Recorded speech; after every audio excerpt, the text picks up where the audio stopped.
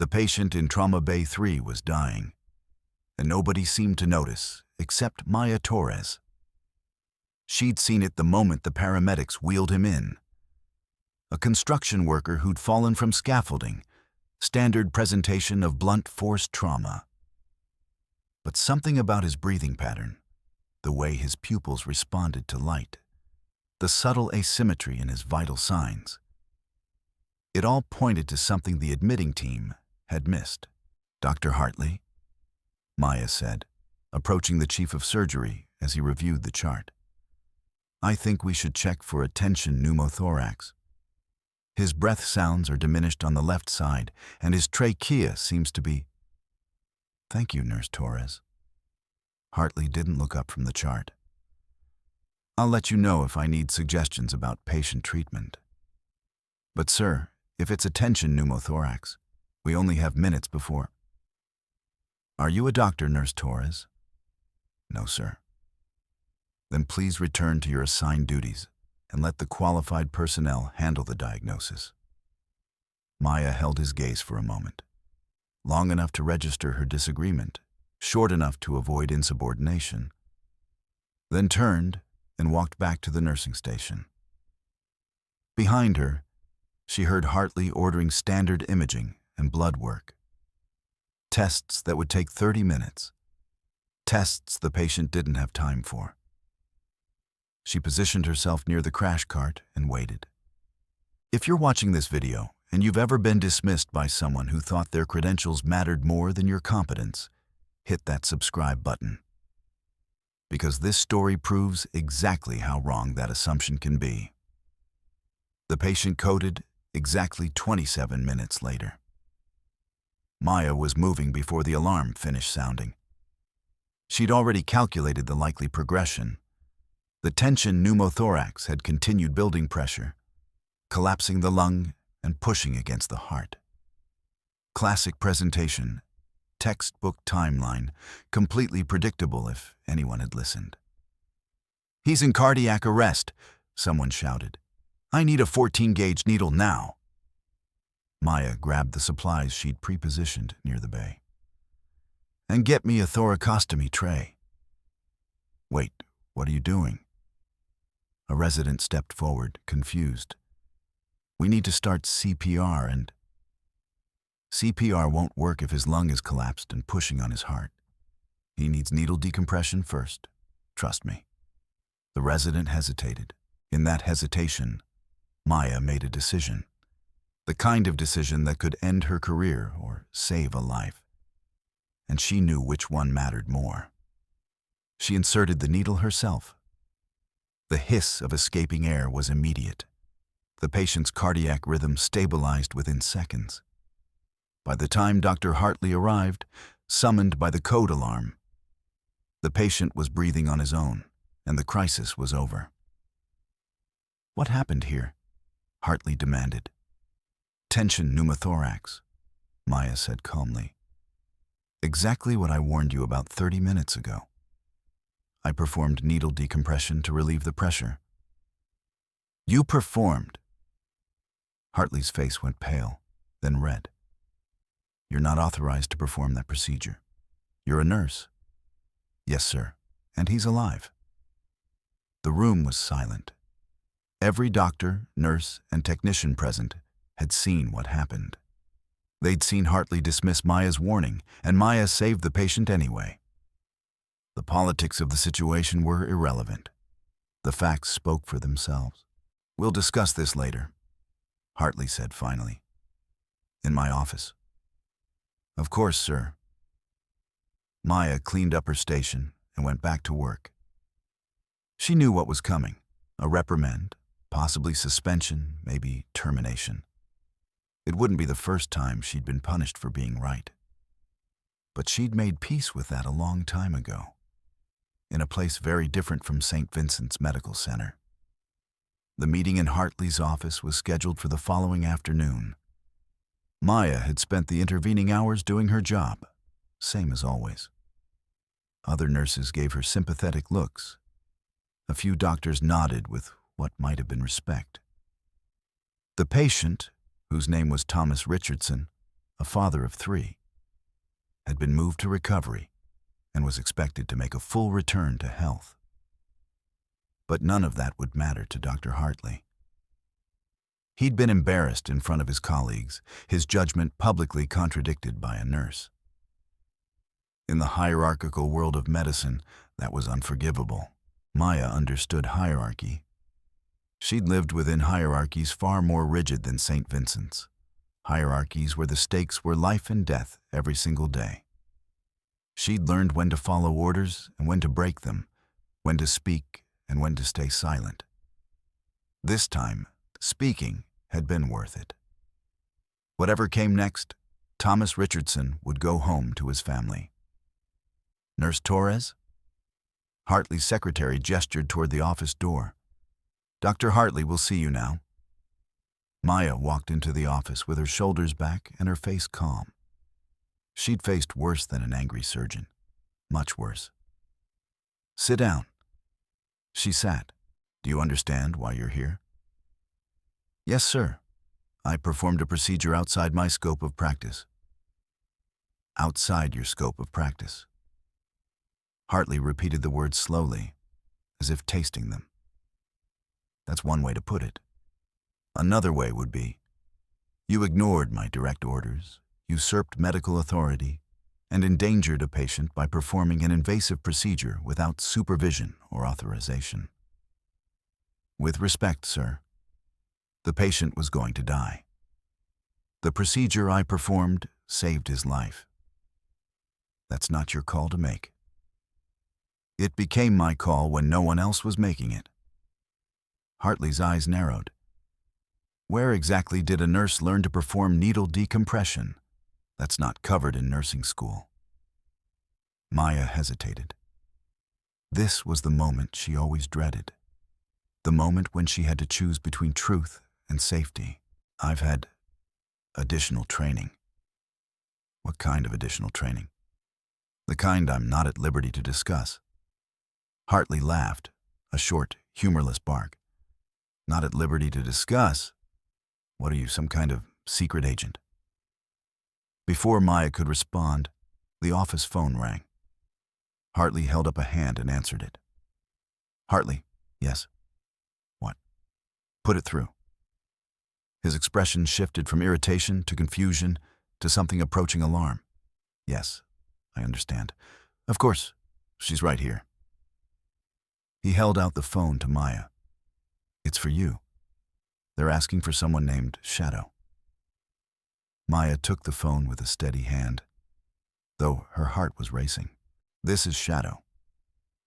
Colonel Elena Vasquez, NATO Special Operations Medical Command. The voice on the other end was professional, familiar, and very much not someone Maya had expected to hear from again. We have a situation that requires your particular expertise. Are you secure to speak? Maya looked at Hartley, who was staring at her with an expression that had shifted from anger to bewilderment. I'll need a moment to relocate. Understood. Call back on this number within 5 minutes. The line will be held. Maya hung up and stood. I need to take this call privately. I'll return shortly. Now, wait just a minute. Hartley started. Dr. Hartley. Maya's voice was different now. Not the deferential tone of a nurse addressing a superior, but the crisp authority of someone accustomed to giving orders in life or death situations. I'll explain what I can when I can. But right now, I have to take this call. She walked out of his office without waiting for permission. The break room was empty. Maya closed the door, checked the windows, and called back the number that had been provided. Shadow reporting. Maya. Vasquez's voice warmed slightly. It's good to hear your voice. I wish it were under better circumstances. What's the situation? We have a team in a location I can't name on this line. 7 casualties, 3 critical. Local medical infrastructure is compromised. Evacuation is impossible for at least 72 hours, possibly longer. What do you need from me? We need someone who can keep those three alive until evacuation becomes possible. Someone who knows our protocols, our personnel, our way of operating. Someone the team trusts.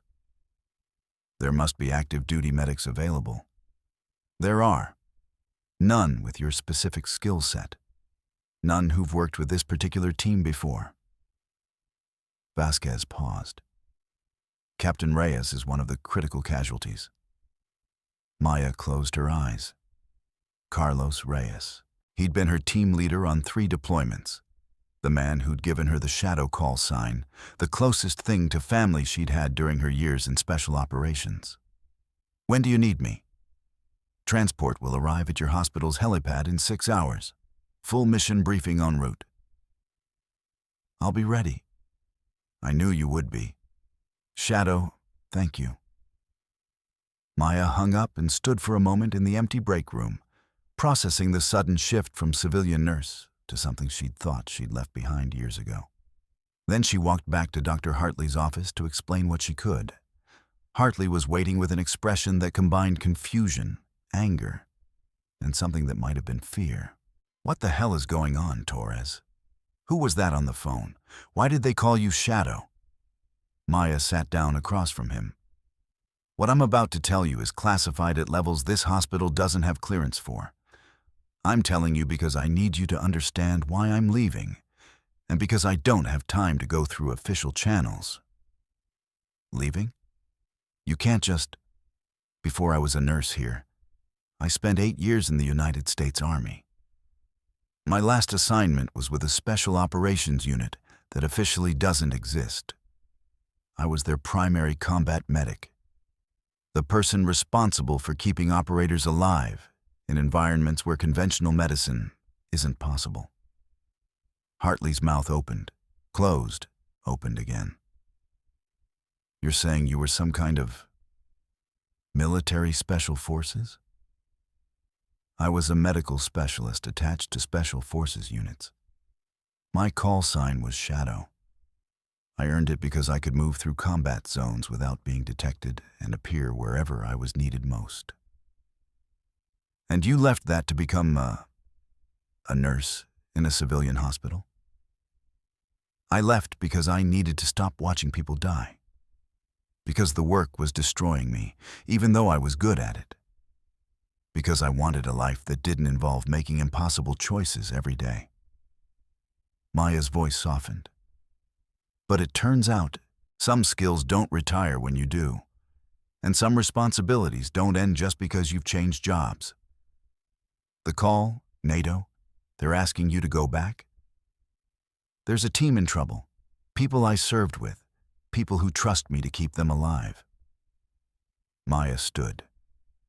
I'll understand if you want to terminate my employment. I'll submit a formal resignation if that makes the paperwork easier. But I'm leaving in 6 hours, and I won't be able to tell you where I'm going or how long I'll be gone. Hartley was quiet for a long moment. Long. The needle decompression, he finally said. You knew exactly what to do because you've done it before. In combat situations. I've done it dozens of times, in circumstances that would make today's emergency look routine. And you let me dismiss you. Let me lecture you about qualifications, when you probably know more about trauma medicine than most of the surgeons on my staff. My qualifications aren't on paper in a way that civilian medicine recognizes. I've learned to work within those limitations. Work within them. Hartley shook his head slowly. You saved that patient's life while I was ordering tests that wouldn't have mattered, and I almost fired you for it. You were following protocol. I was following instinct. In most situations, protocol is right. This time it wasn't. Hartley stood and walked to his window, looking out at the hospital campus. Go, he said finally. Do what you need to do. Your job will be here when you get back. Thank you, sir. And Torres, Maya, when you return, we're going to have a different kind of conversation about how this hospital is wasting your abilities and what we might do about that. Maya allowed herself a small smile. I'd like that. The helicopter arrived exactly 6 hours later, landing on the hospital's rooftop helipad with a precision that drew stares from everyone who witnessed it. Maya had spent the intervening hours preparing, assembling supplies, briefing her replacement, saying temporary goodbyes to colleagues who didn't understand where she was going or why. Dr. Park had sought her out in the supply room. I always knew there was something different about you, he said. The way you stayed calm in crises. The procedures you seemed to know instinctively. I just never imagined. Most people don't. That's kind of the point. Will you be okay? Wherever you're going? I'll be doing what I was trained to do. That's the only kind of okay I know. Now, standing on the helipad as the helicopter's rotors slowed, Maya felt the familiar weight of responsibility settling onto her shoulders. The civilian life she'd built, the quiet shifts, the manageable challenges, the illusion of normalcy, was receding behind her like a shoreline. Ahead was the unknown, the mission, the people counting on her. Colonel Vasquez stepped off the helicopter in full uniform, medals glinting in the late afternoon sun. She walked toward Maya and stopped a few feet away. Shadow. Colonel. They exchanged salutes, crisp, formal, carrying the weight of years of shared service. The briefing packet is on board. We'll go over it en route. Any questions before we depart? Maya looked back at the hospital, at the windows where she knew people were watching, at the life she'd tried to build, at all the compromises she'd made to pretend she was normal. No questions, she said. Let's go. She climbed aboard the helicopter, and St. Vincent's Medical Center fell away beneath her. The mission lasted 12 days. Maya couldn't discuss the specifics, wouldn't be able to discuss them for decades, if ever. But she could remember the moments. Captain Carlos Reyes, barely conscious when she arrived, his body broken by wounds that would have killed anyone less stubborn. The surgery she'd performed in conditions that made St. Vincent's trauma bay look like a paradise. The long nights of monitoring and praying and refusing to let him die. The other casualties, operators she'd known and some she was meeting for the first time. Each with wounds that required everything she'd learned in 8 years of special operations medicine. Each trusting her to keep them alive until evacuation became possible. The improvisation, the impossible choices, the moments when there wasn't enough blood, enough supplies, enough time, and she had to find a way anyway. By the time evacuation finally arrived, a convoy of armored vehicles that broke through whatever had been blocking the route. All 7 casualties were alive. 3 were critical but stable. 4 were already recovering. Captain Reyes was conscious enough to speak. Shadow. His voice was weak, but his eyes were clear. You came back. You called. What else was I supposed to do? You were supposed to be living your normal life, being a regular nurse, forgetting all of this. I tried. Turns out some things don't let you forget them. Good things or bad things? Maya thought about it. Both. The skills stay, the nightmares stay, the sense of purpose stays. I just have to figure out how to live with all of it. Figure it out at a hospital somewhere. Not here. This world isn't for you anymore. This world is always for me. As long as people like you need people like me. Reyes smiled. The same smile she remembered from dozens of missions. The expression of a man who'd accepted his own mortality and found it liberating. Stay safe, Shadow. Stay alive, Captain. Maya returned to St. Vincent's 18 days after she'd left. The hospital was exactly as she'd left it. Same corridors, same staff, same patients cycling through the endless rotation of illness and healing. But Maya was different. She could feel it in the way she moved, the way she saw things, the way the civilian world seemed slightly unreal compared to where she'd been. Dr. Hartley was waiting for her in the lobby. "Torres, good to see you back in one piece." "Thank you, sir, and thank you for holding my position." "I did more than hold it." Hartley handed her an envelope. "There's a new role I'm proposing. Trauma Response Coordinator, a position that would let you use your full skill set without constantly bumping against scope of practice issues. You'd work directly with the trauma team, assist with complex cases, help train other nurses in advanced techniques." Maya opened the envelope and scanned the proposal. It was everything she'd quietly hoped for, but never dared to ask for. Official recognition of her abilities, authority to act in emergencies, a path forward that didn't require hiding who she really was. "Why?" she asked. "I embarrassed you in front of the whole department. I left for a classified mission without proper notice. Most administrators would have terminated me on the spot. Most administrators haven't spent 2 weeks thinking about what you said." Hartley looked uncomfortable, but he pressed on. "You were right, Torres. About the patient, about the diagnosis, about everything. I dismissed you because of credentials, and I almost let a man die because of that dismissal. If there's one thing I've learned in 30 years of medicine, it's that being wrong about something important should change how you operate." "So you're changing how you operate?" "I'm trying, starting with this." He nodded at the envelope. "The position comes with a salary increase and direct reporting to me. You'd have the authority to intervene in emergency situations without waiting for physician approval. Within limits, obviously, but much broader limits than a standard nursing role." Maya felt something shift in her chest. Something that had been tight for years, ever since she'd left the military, and tried to stuff herself into a box that was never going to fit. "I accept."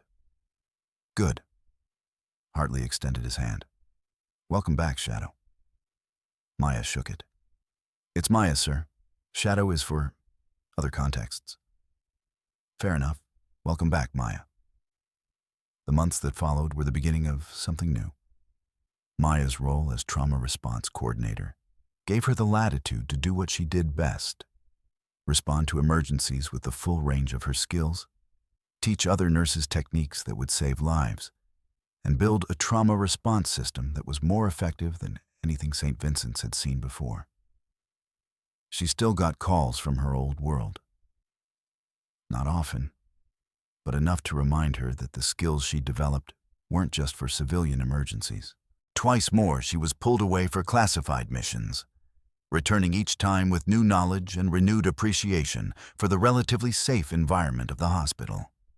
Other nurses began to notice her differently, not as the strange, quiet one with the mysterious background, but as a mentor, a resource. Someone who'd seen things they couldn't imagine and was willing to share what she'd learned. Amanda Chen, the young nurse who'd watched Maya save Thomas Richardson, became her first formal mentee. "How do you stay so calm?" Amanda asked during a particularly chaotic shift. "When everything's going wrong and people are dying and nobody knows what to do?" "I've been in worse situations," Maya said simply, "and I've learned that panic never helps. Calm assessment, quick decisions, and trusting your training, that's what works. Whether you're in a hospital or a combat zone, the principles are the same." "Were you really in combat zones?" "I was in places where the wrong decision meant people died. That teaches you to make right decisions quickly." "How do you know when a decision is right?" "You don't, always. You just make the best choice you can with the information you have and accept responsibility for the outcome. If you're wrong, you learn and do better next time. If you're right, You don't get cocky. You just prepare for the next crisis. Amanda absorbed this like a student absorbing wisdom. Maya watched her grow, saw the competence developing, the confidence emerging. It was the first time since leaving the military that she'd felt like she was building something that would outlast her immediate presence. Dr. Park approached Maya one afternoon with an unusual request. There's a veteran coming in tomorrow. Marine Corps, recently discharged. Multiple deployments, significant trauma exposure. The psychiatric team is handling his mental health care, but his physical symptoms are confusing them. He complains of pain that doesn't show up on scans, fatigue that doesn't respond to standard treatment, reactions to stimuli that seem out of proportion to what's happening. They think he's faking? They don't say it, but some of them think it. I don't. I think there's something they're missing because they don't understand what he's been through. And you want me to talk to him? I want you to evaluate him from the perspective of someone who's been where he's been. See if you notice something the rest of us are missing. Maya agreed. The next afternoon, she met Marcus Williams, a man in his late 20s whose eyes carried the weight of experiences that most people couldn't imagine. She talked to him for an hour, not as a nurse evaluating a patient, but as one veteran talking to another. She asked about his deployments, his symptoms, the things that made the pain worse or better. She listened to his frustration with medical staff who looked at his scans and saw nothing while he felt like his body was falling apart. They don't understand, Marcus said. How do you explain to someone who's never been there what it feels like to be back? The hypervigilance, the way loud noises feel like threats, the pain that comes from nowhere and goes nowhere. They don't understand because they haven't lived it, Maya said. But that doesn't mean your symptoms aren't real. Your body learned to survive in an environment that required constant alertness. Now it's having trouble turning that off. Is that what happened to you? Maya was quiet for a moment. Something like it. I found ways to manage. It took time and practice and accepting that I wasn't going to be the same person I was before I deployed. Did it get better? It got different. I found work that used my skills instead of fighting against them. I found people who understood without requiring explanations. I found ways to make the vigilance useful instead of destructive. How? Maya thought about her answer carefully. I stopped trying to be normal. Normal was never going to fit me, not after what I'd seen and done. Instead, I found a version of life that worked with who I'd become. That's the goal. Not going back to who you were, but finding a way forward as who you are. Marcus nodded slowly. Nobody else has said that to me. They all want me to get back to baseline. Return to normal function, like I can just erase 5 years and 10 deployments. You can't, but you can integrate them. Make them part of a life that still has meaning and purpose. That's the real recovery. Maya's consultation led to a new approach to Marcus's care. One that addressed the physiological effects of chronic stress rather than just looking for structural abnormalities. Within months, his symptoms had improved significantly. Within a year, he'd found work as a peer counselor, helping other veterans navigate the healthcare system that often failed to understand them. He wasn't Maya's patient by then, but he stayed in touch. He was one of many, veterans and civilians alike, who found their way to her, drawn by word of mouth and the reputation she was building as someone who saw what others missed. Saint. Vincent's trauma outcomes improved measurably after Maya's program took hold. Survival rates went up. Complication rates went down. Nurses who trained under her spread throughout the hospital and eventually to other facilities, carrying the skills and philosophies she'd developed. It wasn't combat medicine. It wasn't special operations. But it mattered. It saved lives. It gave her a purpose that didn't require hiding who she was or pretending to be less than she was. And occasionally, when the secure phone rang and a familiar voice asked for Shadow, she answered. Because some skills, once developed, carry responsibilities that don't expire. And some people, once they've learned to save lives under impossible conditions, never really stop. Dr. Hartley retired 3 years after Maya created the Trauma Response Coordinator role. At his farewell dinner, he gave a speech that surprised everyone who knew the history between them. "I've made a lot of mistakes in 35 years of medicine," he said. "But the one I'm most grateful for was the mistake I made with Maya Torres. I dismissed her because she was a nurse, because her credentials didn't look like mine, because I couldn't imagine that someone with her background could see things I'd missed." He raised his glass toward Maya, who was sitting with the trauma team she'd built from nothing. "I was wrong, and being wrong taught me something that I should have learned decades ago. Competence doesn't come from credentials. It comes from experience, observation, and the willingness to do what's necessary even when the rules say you can't." Maya Torres, Shadow to those who know her best, is the most competent medical professional I've ever worked with. And I'm proud to say that before I retire, I got smart enough to recognize it. The applause that followed was genuine. Maya accepted it with a quiet grace she'd learned in situations far more intense than a hospital dinner. Later, as the event wound down, Amanda Chen found her by the window. "You changed everything, you know.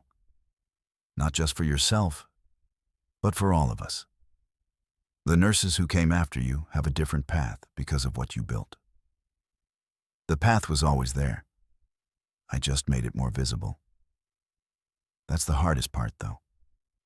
Making things visible. Making people see what they've been trained to ignore." Maya looked out at the hospital campus. The buildings she'd walked through thousands of times, the helipad where helicopters had taken her to and from the other parts of her life. The people moving between buildings with no idea of the stories hidden beneath their colleagues' calm surfaces. "Everyone has hidden depths," she said. "Everyone has experiences that shape them in ways that aren't obvious. The trick is creating space for those depths to matter. For people to use what they've learned, even if it doesn't fit the expected categories." Is that what you did? That's what I'm still doing, every day. And hopefully, what I'll keep doing for as long as I'm able. If you're watching this and you've been dismissed because your experience didn't match the expected credentials, remember Maya Torres. Remember that the people who dismiss you are often the ones who understand the least. And remember that the best response to dismissal isn't anger or argument. It's performance. Be so good that they can't ignore you. Save lives. Build systems. Train the next generation. Create the roles that don't exist yet but should. And when the recognition finally comes, when someone like Dr. Hartley admits they were wrong, accept it gracefully. Because the point was never the recognition. The point was always the work. Subscribe for more stories of hidden heroes and earned respect. And drop a comment about a time when someone underestimated you and learned they were wrong. Until next time. Some experiences can't be taught in classrooms, but that doesn't make them any less real or any less valuable. The path that led Maya Torres to St. Vincent's Medical Center had been longer and more winding than most people would ever know. She'd grown up in East Los Angeles, the daughter of immigrants who'd crossed the border with nothing and built a life through pure determination. Her mother cleaned houses. Her father worked construction. They'd raised 5 children in a 2-bedroom apartment, making sure each one understood that education was the key to a different life. Maya had been the studious one. While her brothers and sisters found their ways into trouble or dead-end jobs, She'd kept her head down and her grades up. Scholarship to UCLA, nursing degree, the promise of a stable career helping people. Then the recruiter had approached her during her final semester. "You have a rare combination of skills," the woman had said, sitting across from Maya in a coffee shop near campus. Physical fitness, medical knowledge, psychological resilience, and, most importantly, the ability to stay calm under pressure. "We've been watching you." "Watching me?" "Your performance during emergencies. The car accident last month, where you happened to be first on scene. The way you triaged the victims, kept the critical patient stable until paramedics arrived, managed the crowd. That's not typical nursing student behavior." "I just did what needed to be done." "Exactly. That's what we're looking for." The recruiter had explained the program: special operations medical training, attachment to units that officially didn't exist, work in environments that would challenge everything Maya thought she knew about medicine and herself. "Why me?" Maya had asked. "Because you have potential that would be wasted in a civilian hospital. Because the work we do saves lives that no one else can save. And because, frankly, we think you'd be exceptional at it." Maya had said no at first. She'd planned a different life: civilian nursing, eventual graduate school, maybe teaching someday. The military hadn't been part of her vision, but the recruiter had left a card. And over the following weeks, as Maya worked her clinical rotations and saw how limited hospital medicine could be, she'd started to wonder, what if there was more she could learn? What if her potential really was being wasted? What if the stable, predictable life she'd planned wasn't actually what she wanted? She'd made the call 3 weeks before graduation. Basic training had been exactly as hard as the recruiter had promised, and exactly as transformative. Maya had arrived in decent shape, but nowhere near ready for the physical demands of military medicine. The running, the swimming, the carrying of heavy packs over rough terrain. All of it pushed her past limits she hadn't known she had. But it was the mental challenges that really changed her. Sleep deprivation exercises that forced her to function for days on minimal rest. Stress inoculation that exposed her to simulated combat conditions until the fear became manageable. Decision-making drills that required accurate choices in seconds, with simulated lives hanging in the balance. By the end of basic, Maya was a different person. Not just physically stronger, but mentally reorganized, able to think clearly in chaos, to act decisively under pressure, to stay focused on the mission when everything around her was falling apart. The advanced medical training that followed was even more intensive. She learned surgical techniques that weren't taught in any civilian program: field amputations, combat wound management, improvised procedures that could be performed with minimal equipment. She practiced on realistic mannequins that screamed and bled and died, learning to function through the horror until it became manageable. Her instructors pushed her relentlessly, looking for the breaking point that would disqualify her from the program. They never found it. "Torres has something," the lead instructor wrote in her final evaluation. "Exceptional technical skills, unshakable composure under pressure, and an intuitive understanding of tactical medicine that I've rarely seen. Recommend for immediate operational assignment." The assignment came within weeks. Maya's first deployment was to a region she still couldn't name, attached to a team of operators whose identities she never fully learned. The official story was that she was stationed at a military hospital in Germany. The reality was that she spent 9 months moving through hostile territory, providing medical support for missions that the world would never know about. Her first real test came 3 weeks in. The team had been ambushed during a reconnaissance mission. 2 operators were down, one with shrapnel wounds to the abdomen, another with a gunshot to the thigh that had nicked the femoral artery. Maya had minutes to work, maybe less. She'd triaged automatically, recognizing that the arterial wound was the more immediate threat. While gunfire continued around her, she'd applied a tourniquet, then improvised a clamp from materials in her kit, then packed the wound with hemostatic gauze that burned on contact but stopped the bleeding. The abdominal wound was more complicated. Multiple penetrations, damage to organs she couldn't see, blood loss that was approaching critical. She'd worked for 40 minutes, stabilizing, patching, praying, while the team fought off the attackers and called for extraction. Both operators survived. Both returned to duty within months. Outstanding work.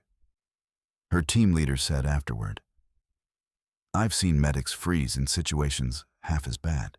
You didn't even blink." "I didn't have time to blink." "That's exactly the point. You did what needed to be done without hesitation. That's rare." It was the first time anyone had called her Shadow. The name stuck. Over the following years, Maya developed a reputation that spread through the special operations community. She was the medic you wanted on your team, the one who could keep people alive in situations where survival seemed impossible. Her calm under fire became legendary. Her improvisational skills saved dozens of lives. Her willingness to go anywhere, do anything, risk everything for her patients earned her respect that transcended rank or position. But the work took its toll. Maya saw things that no one should have to see, made choices that haunted her dreams, watched people die despite everything she did, despite all her training and skills and determination. The worst was a young operator named David Chen, 19 years old, on his first deployment, hit by an IED that had torn his body apart in ways that no medicine could repair. Maya had tried anyway. For an hour, while medevac was delayed by weather and enemy activity, she'd fought to keep him alive. She'd talked to him as he drifted in and out of consciousness, learned about his girlfriend back home, his plans to go to college when his enlistment was up, his dreams of becoming an architect. He'd died holding her hand, looking at her with eyes that were too young to understand what was happening. Maya had completed the deployment. She'd finished her commitment and re-enlisted twice, driven by the belief that her skills were needed, that walking away would mean abandoning the people who depended on her. But David Chen's eyes followed her, and eventually, she couldn't carry them anymore. The transition to civilian life had been harder than Maya expected. The skills that had made her exceptional in combat didn't translate cleanly to hospital medicine. The instincts that had saved lives in war zones made her seem strange and intense in civilian settings. The experiences she couldn't talk about created walls between her and colleagues who couldn't understand why she sometimes stared at nothing, lost in memories she couldn't share. She'd tried several hospitals before landing at St. Vincent's. Each time the pattern had been the same. Initial acceptance, growing recognition of her abilities, eventual friction with administrators who couldn't explain her in terms of credentials and certifications. At St. Vincent's, she'd learned to hide more effectively, to downplay her suggestions, soften her interventions, accept limitations that she knew were costing patients their lives. It had worked mostly. She'd found a rhythm that let her use some of her skills while staying beneath the radar of people who would ask uncomfortable questions. Until Thomas Richardson. Until the needle decompression that had forced everything into the open. Now, standing in a helicopter heading toward her old life, Maya wondered if she'd ever really left it, or if she'd just been pretending, waiting for the call that would remind her who she really was. The 12 days of the NATO mission tested everything Maya had learned, and taught her things she didn't know she still needed to learn. Captain Reyes was the most critical of the casualties. His wounds were extensive, damage to multiple organ systems, blood loss that should have been fatal, complications that kept emerging no matter how many she addressed. But more than the physical challenges, It was the psychological weight that surprised her. She'd thought she was done with caring this deeply about patients. She'd built walls during her civilian career, maintained professional distance, protected herself from the kind of connection that had destroyed her with David Chen.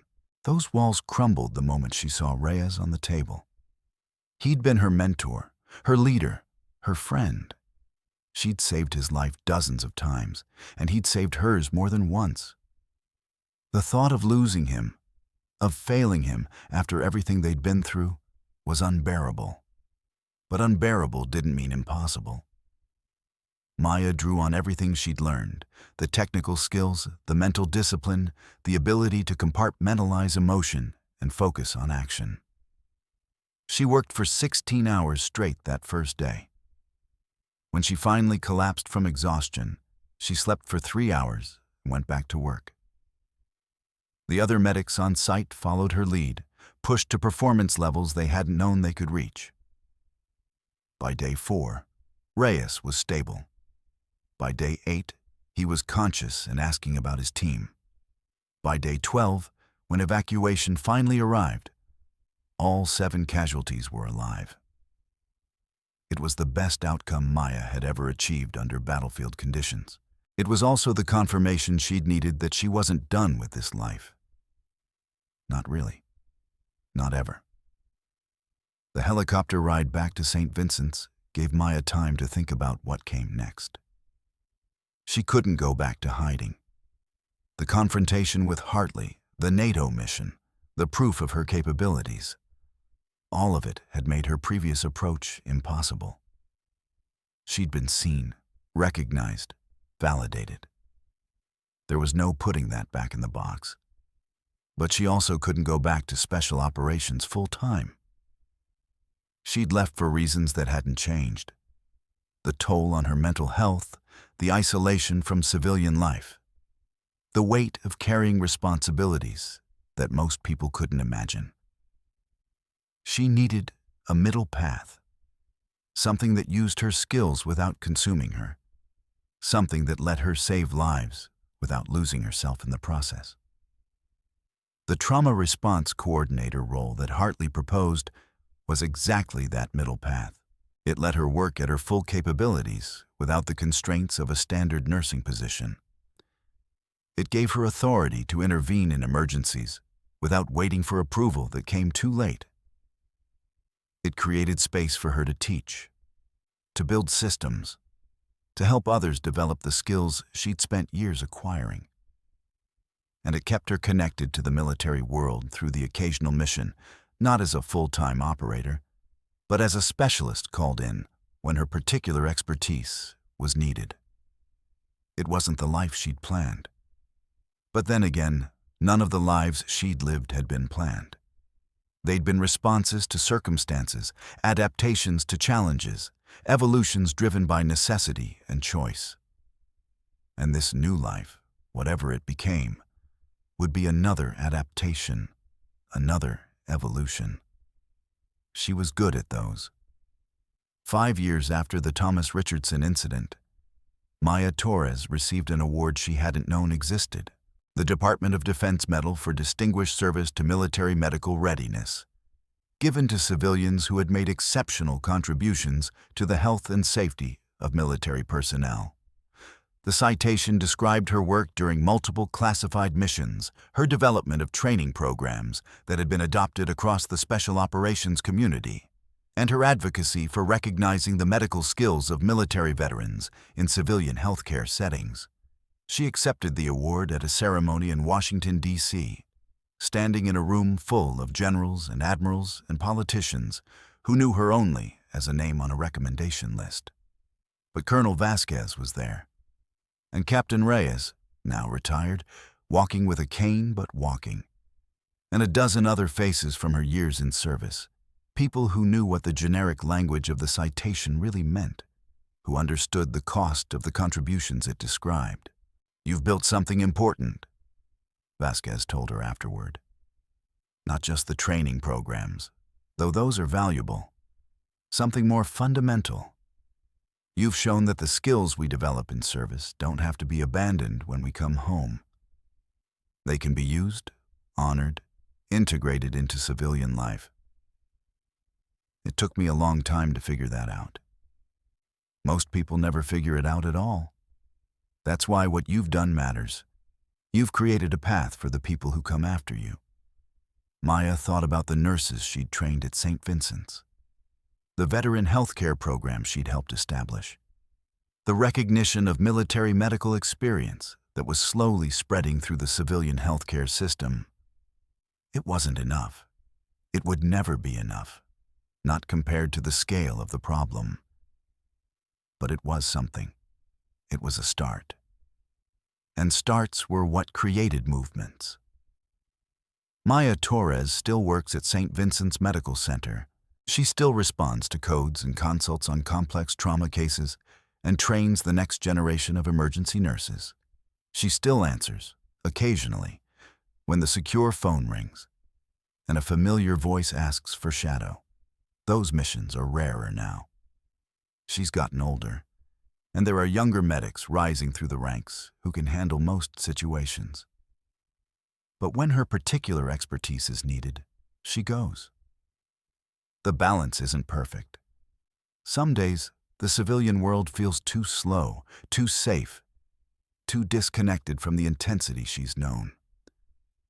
Other days, the memories of combat feel too present, too heavy, too demanding for a mind that's trying to stay healthy.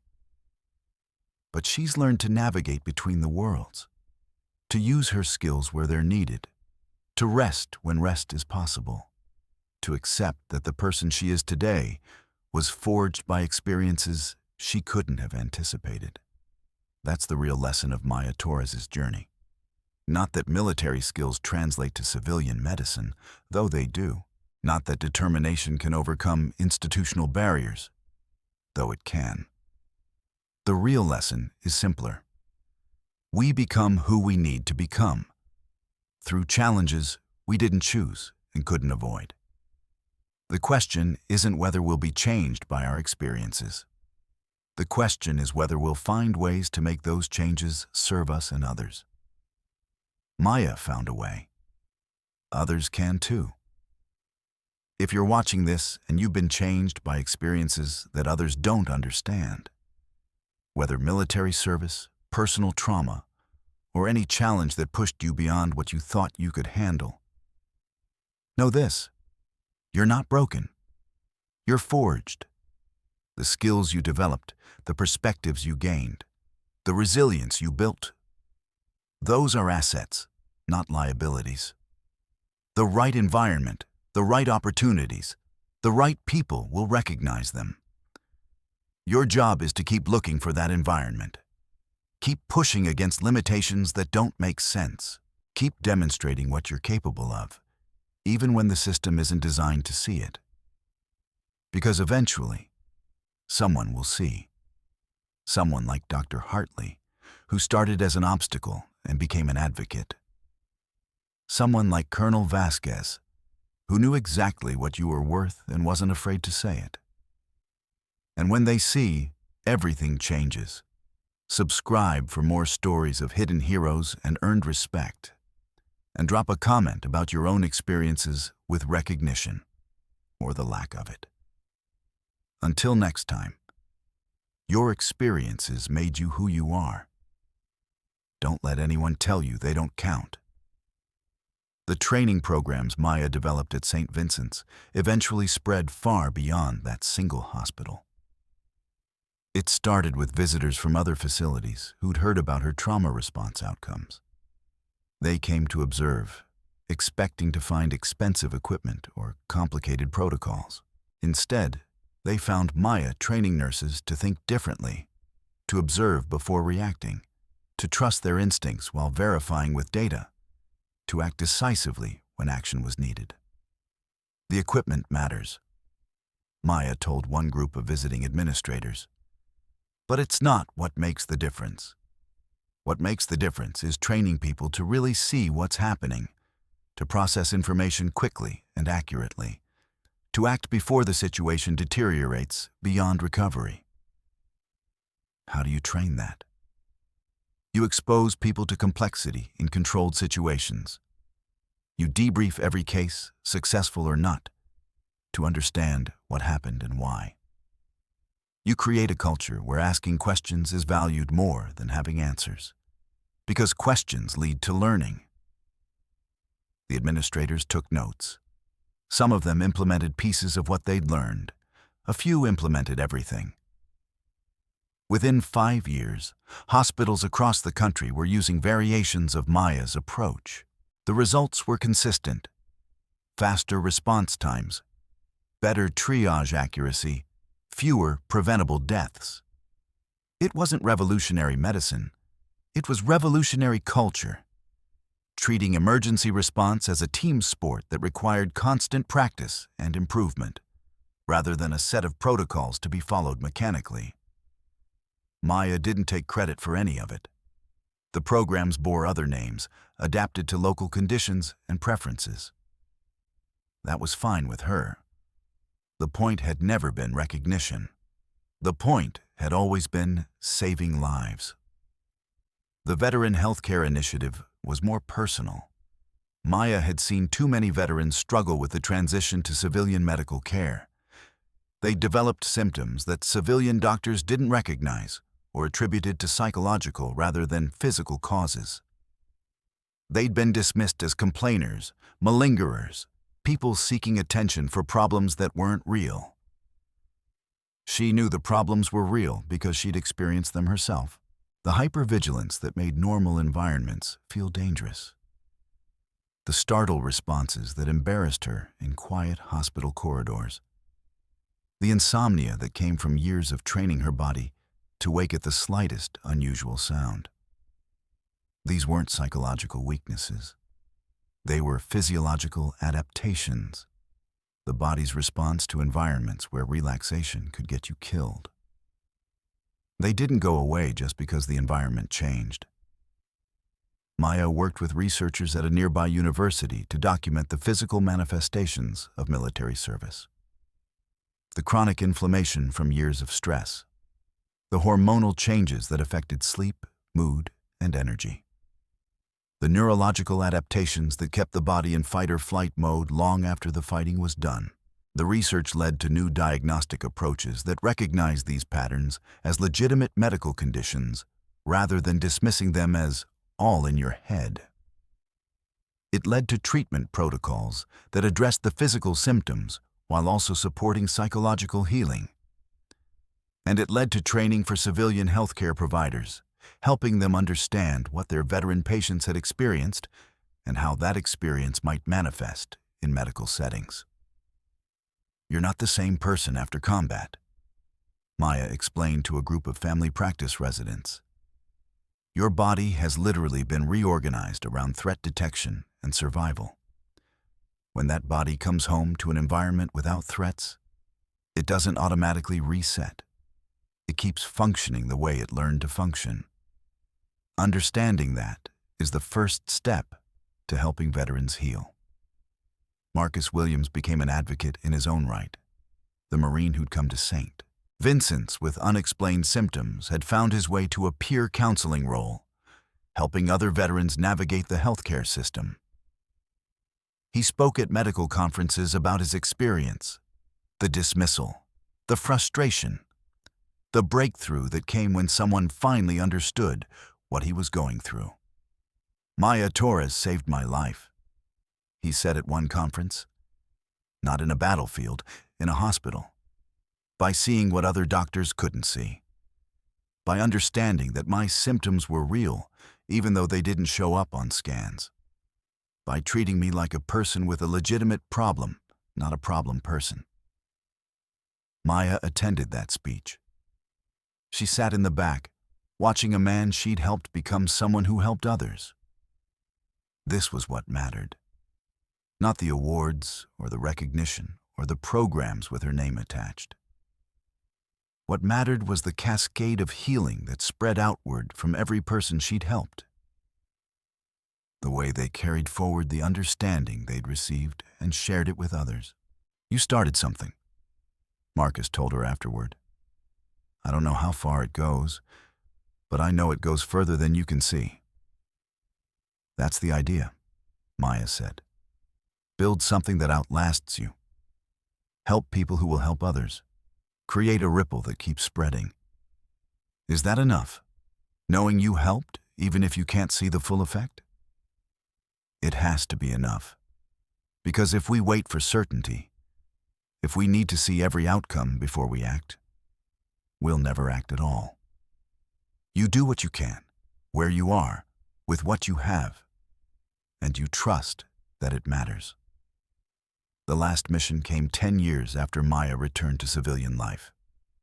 Colonel Vasquez called, older now, close to retirement herself, with a situation that specifically required Maya's skills. A team in a location she still couldn't name. Casualties from a scenario she'd never encountered before. Complications that pushed the boundaries of everything she knew about combat medicine.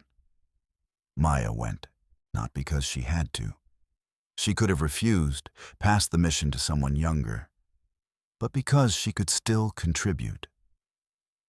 Because the skills she developed over decades were still relevant. Because some responsibilities don't expire just because you've gotten older. The mission lasted 3 weeks. When it was over, Maya had added to her knowledge, solved problems that had seemed unsolvable, kept people alive who should have died. And she'd confirmed what she'd suspected for years. This was the last one. Her body couldn't handle another deployment, and her mind was ready for a different kind of contribution. "Thank you," Vasquez said as Maya boarded the flight home. "For everything, for this mission, and for all the years before it. Thank you for calling, for trusting that I could still do this. You could always do this. The question was never your capability. The question was whether the world would make space for it. It took a while. It always takes a while. But the space is there now, partly because of what you built. The programs, the training, the recognition that military medical experience matters. None of that existed when you started. All of it exists now." Maya looked out the window at clouds that looked the same as they had on her first deployment, 30 years and a lifetime ago. "I hope it's enough," she said. "It won't be enough. Not completely, not for everyone. But it's more than there was. And that's all any of us can do." Maya Torres retired from St. Vincent's Medical Center at the age of 62. Her retirement party was attended by hundreds of people. Nurses she'd trained, doctors she'd worked alongside, administrators she'd convinced to think differently, veterans she'd helped, families of patients she'd saved. Dr. Park gave the main speech, describing her career in terms that made Maya uncomfortable with their praise, but grateful for their accuracy. "Maya Torres didn't just practice medicine," he said. "She transformed how we think about it. She showed us that credentials aren't the same as competence, that experience matters, even when it doesn't fit standard categories, that the best ideas often come from the people we least expect." He turned to face her directly. "When I first met you, I thought you were just an unusually calm nurse with good instincts. I had no idea about your background, your training, your experiences. I didn't know that you'd spent years saving lives in conditions I couldn't imagine. But here's the thing. Even without knowing any of that, I could tell you were special. The way you moved in emergencies, the way you saw things others missed, the way you handled pressure that would break most people. What you've taught me, what you've taught all of us, is to look for that kind of specialness in everyone. To assume that the people around us have depths we don't see. To create space for those depths to contribute. That's your real legacy, Maya. Not just the programs or the protocols or the lives you've saved directly. Your legacy is the way you've changed how we think about human potential. Maya accepted the applause with the grace she'd developed over years of uncomfortable recognition. She thanked everyone who'd supported her, acknowledged the collaborations that had made everything possible, and looked forward to a retirement that she suspected wouldn't be as restful as anyone expected. Because the calls still came, occasionally. Not for missions, she was done with those. But for advice, consultation, guidance. People who were building programs of their own and wanted to learn from what she'd built. Veterans who were struggling with their transition and needed to hear from someone who'd made it work. Young medics who were considering special operations and wanted to know what they were getting into. She answered every call. Because knowledge that isn't shared is wasted. And because, even in retirement, she was still Shadow, still someone who appeared where she was needed and did what needed to be done. The final lesson of Maya Torres' story isn't about her at all. It's about you, about what you've experienced and how those experiences have changed you, about the skills you've developed that others can't see, the perspectives you've gained that others don't understand, the capabilities you carry that don't fit standard categories. Those experiences aren't liabilities. They're assets.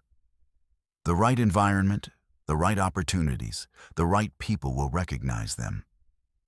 And if they don't exist yet, you can help create them. That's what Maya did. She didn't wait for the world to make space for her. She made space for herself and then expanded that space for others. You can do the same. Subscribe for more stories of people who found ways to use what they'd learned, even when the system wasn't designed to recognize it. And remember, some experiences can't be taught in classrooms, but that doesn't make them any less real. It just makes them yours.